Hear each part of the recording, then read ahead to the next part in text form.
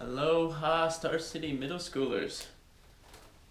Just want to say I'm really happy that you guys are feeling encouraged to seek out some real answers, some people on the front lines, and to kind of figure out the nuts and bolts of the Standing Rock movement and the protest at the Dakota Access Pipeline. So way to go for being curious and just wanted to get out there and learn something.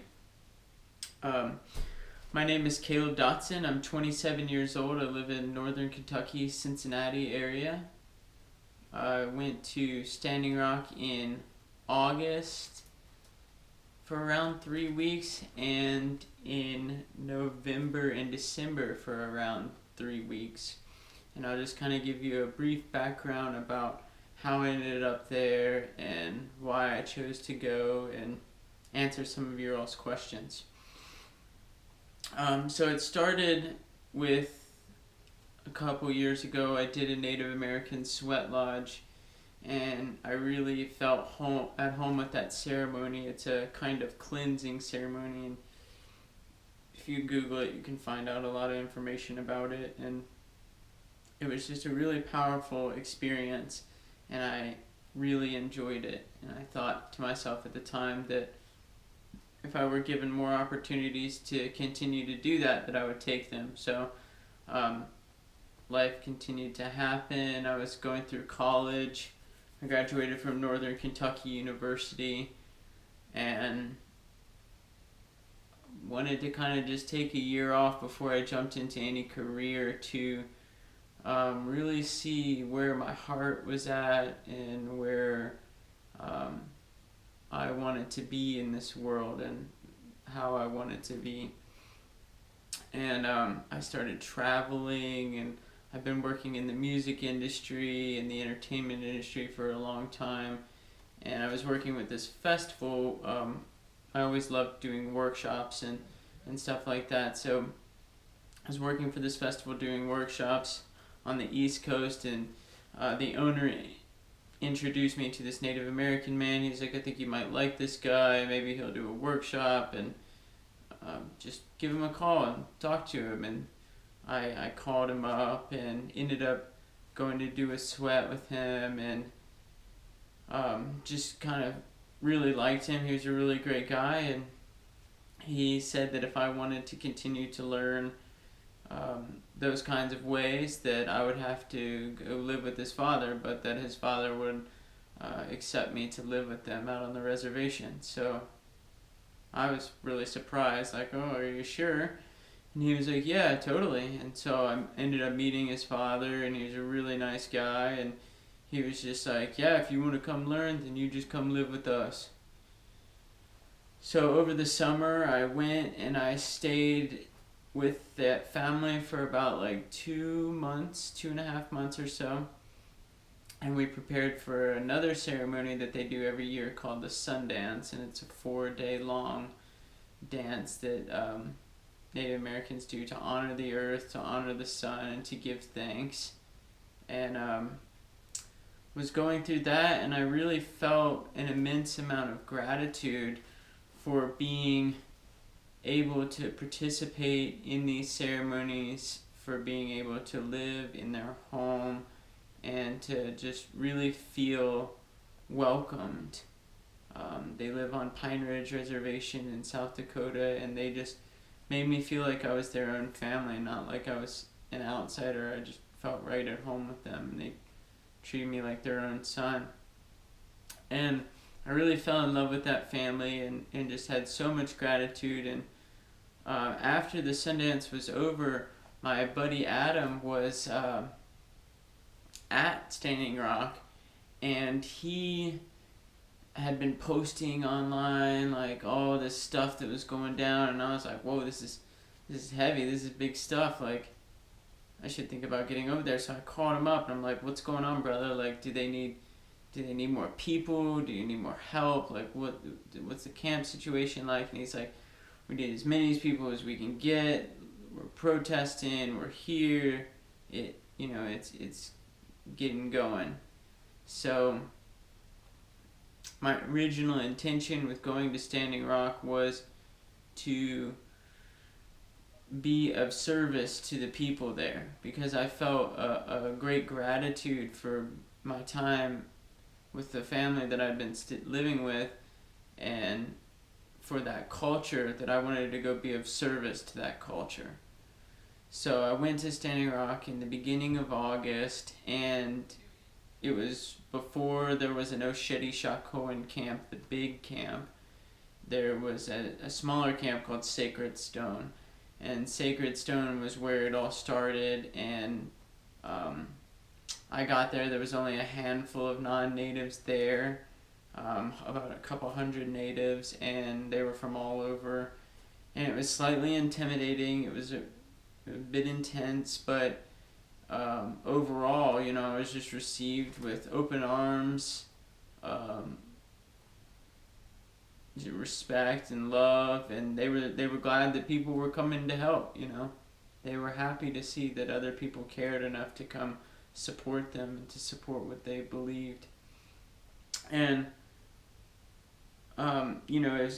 when you go into these kinds of places, when you go with respect and integrity and love in your heart, and just listening and learning, you're gonna get respected. And that was my experience. I was always respected because I was respectful. And one of the main leaders had said when I got there, "Well, relatives, we have to move to this field over here," which became Osheti-Shakoan camp, because we're making way for our relatives that are coming from all over the world. And the original protest had been started in about April from a lot of the people that had been at the original Keystone XL pipeline protests. And the movement really didn't start getting that real fuel up until about August, when a couple hundred people showed up. And then so everyone pretty much moved over to Osheti-Shakoan, and I kind of stayed over at Sacred Stone. And I was over there every day, but I just liked sleeping at Sacred Stone because it was quiet and chill, and I could go by the water and pray every day and really be a part of the land, and just like grounding myself into the land. And it was nice over there, and I just liked it. And there were still plenty of people over there with me. We had the sweat lodges were over there, so was actively using those whenever invited, and just always being of service. There was something to do every day. If you weren't going to an action, which would be like a kind of plan that someone comes up with to protest, to delay the construction in some way, or just make our voices be heard. You were doing camp duties like fetching water and cooking and cleaning and picking up trash and helping the elderly, and just gathering firewood, whatever was necessary. If it needed doing, then we would do it. And I spent a couple of weeks there. It was really good, really beautiful time. After a few weeks, the last ceremony I was a part of was a really special one, where the Fish and Wildlife, it was on the day a major decision was being made in court about the pipeline and about its continuation. And the Fish and Wildlife had brought these two eagles to the people there, and they had this eagle releasing ceremony where they played some music on a Sundance drum, and it's really powerful music, really strong, and one eagle was black and one eagle was white, and they had been sick or hurt and nursed back to health, and were now being released back into the wild in a good way.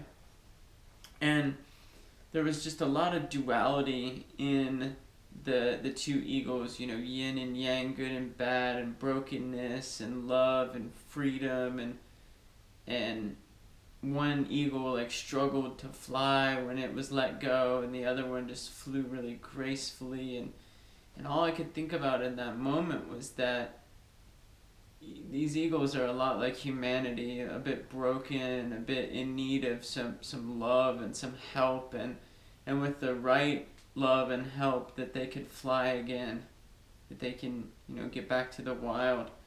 And I think that's what the Standing Rock movement was. It was about a lot of things. It was about much more than just a pipeline.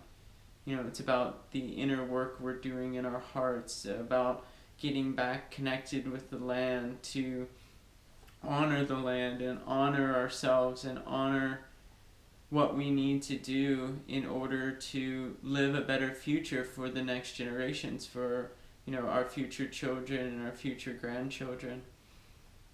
And so that was my first experience at Standing Rock. I was there for about 3 weeks, and the decision was made to postpone it, and I had a lot of things that I needed to catch up on in my normal life. So I decided that it was time for me to go get back to some things I had to do. I had to do some more traveling and do a wedding and a bunch of stuff I had planned and needed to take care of. So I took care of all that stuff, and then I came home for a while, and then after a bit I just saw this really nasty looking videos of people getting hurt, and the violence and the pepper spray, and the just seeing my friends, people that I had really made a family with, getting hurt, out there on the front lines. And it really hit hard.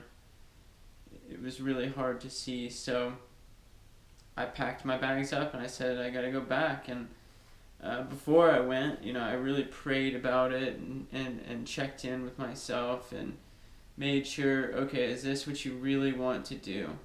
Do you really want to go back? It's going to be cold, it's going to be hard, and are you sure? So I prayed and I prayed and prayed, and I decided, no, well, there's no sense in being lazy or being scared because it's cold or it's going to be hard, because some of those times were scary out there.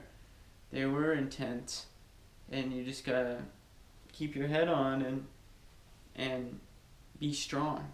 So I packed in my bags. I looked on the internet for people who needed rides, who wanted to come, and I gave 2 strangers a ride, and that was really nice. They were really good people, and became really close friends with them. And we got back, and we did the same thing. We served, we took care of people, we helped people, we made sure that things were in good spirits. We had to take care of ourselves. It was really cold. We couldn't work quite as hard or move quite as fast because of the cold, so that kind of put like a damper on things a bit. But we stayed warm, we survived. But the kind of the dynamics of the movement had changed a lot. A lot of new people, a lot of different people, a lot of things had changed. The leaders had even changed. And in any movement, like with this many people, they think that like around Thanksgiving there was up to 10,000 people there. And with any movement, you're gonna have ups and downs. You're gonna have all the problems that you would have in any other situation be there. It's a very emotional time for a lot of people, going through a lot of things. And not only were we going through what was happening on the front line, but we were going through immense changes within ourselves. People not getting along, or people having all these problems, but there was lots of beauty in all of it. And to see this global community come together, people from all over the world coming to serve and to be of service to the land and to the water and to the native people. And it was just a really beautiful, special thing to be able to witness, to see people coming together like that, to watch people come in unity and love and harmony for a common cause, to protect the earth, because we only have one earth, so we gotta take care of it. So after that, I started getting a little sick because of how cold it was. It was really cold, and I was losing a lot of weight, so I felt like it was time for me to leave because I didn't want to be a burden on any medics there, and I was becoming less effective in my work because I was just really starting to get unhealthy because of the extreme temperatures and living outside. So I felt it was time for me to leave and to take a break and to continue the fight, in our communities, out into the world. And so now what you see is the seeds of Standing Rock blowing in the wind, where you see people standing up more and more and more about activism for the earth and for our country and things that we can do. On April 29th, there's a massive movement for the people's climate change, and there's going to be a march in Washington, D.C. on April 29th, and a march in big cities all over the country about climate change, and the people are standing up saying we have to find a new way to live. We got to find a better way that protects our earth for the future generations, because we only have one earth, and we can't live on this idea that we're just going to fly away to some other planet. We've got this one planet, we need to take care of it as it takes care of us. So just a little bit of background about me and Standing Rock. I'm going to answer some of your questions here. The Black Snake legend is a little bit vague. I didn't really hear a lot about it. My grandpa from my adopted family told me that he just said that, when we were kids, in the 70s, they would tell us about the Black Snake and how the Black Snake was coming through the land and it was going to destroy the land and cause great turmoil. And he said when they were a kid, they just thought it was a monster or something, like a monster story. He's like, would have never thought that it would be a pipeline. And those were kind of really the only really stories I heard about it. I didn't really hear a ton of things. So maybe, hopefully, some other water protectors heard some better stories about the Black Snake, and there was definitely some good ones. I just can't quite recall the fine details of that particular story.